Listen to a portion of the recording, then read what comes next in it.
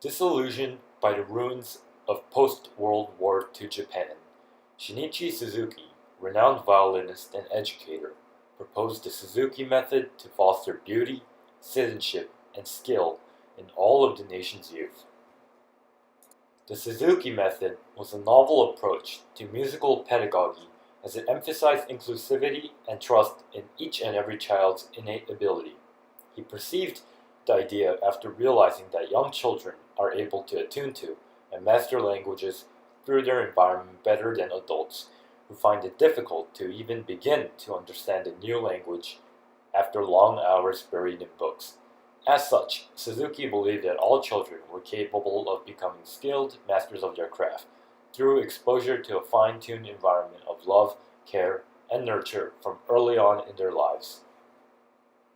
Suzuki disapproved of auditions, sheet music, and incompetent teachers who relied on the banking method of education, as he saw these obstacles as tools for exclusion and as deterrents to achieving a true appreciation and love for music. Noticing that children speak even before they begin to read, Suzuki stressed musical learning through personal exposure and listening. Suzuki proposed that children be immersed in environments that offer them a great wealth of music performed by professionals, and be trained only by ear and communication through group playing to master the select Suzuki pieces. Again, the environment of the Suzuki method is one of nurture and love. It rejects competition with peers and the belief in aptitude, as these young musicians are allowed to appreciate their unique sound they make through their custom-sized instruments.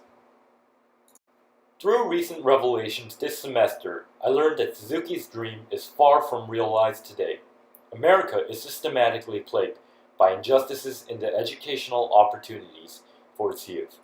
Jean Agnon, in her social class and the hidden curriculum work, argues, public schools in complex industrial societies like our own make available different types of education experiences to different social classes.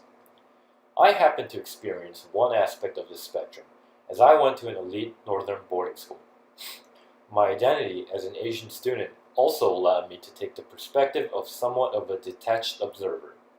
Students were nurtured by a microenvironment of caring and trained teachers who, as Suzuki promoted, fostered love and made studies part of a student's lifestyle. Though this was happily the case, my classmates mainly belonged to the upper class of America. However, this semester, from exposure to readings like Savage Inequalities and other discussions, I learned that some public schools are barely functional.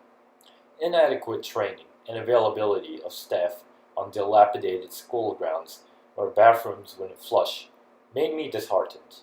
I asked how there could be such a great disparity in opportunities available to the nation's children. Well, to some degree, this class has revealed to me that this sharp disparity is maintained by the system. Methods like tracking and the rejection of multicultural education essentially predetermine many opportunities kids will have in this nation today. This is where Suzuki's method is profound to me, and I believe too important to rectify the vices of our system today.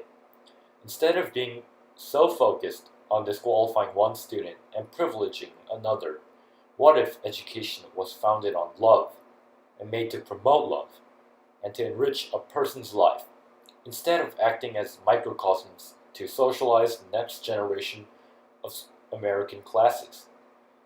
The idea of Suzuki's method in America today may be the silver bullet to some of our greatest problems.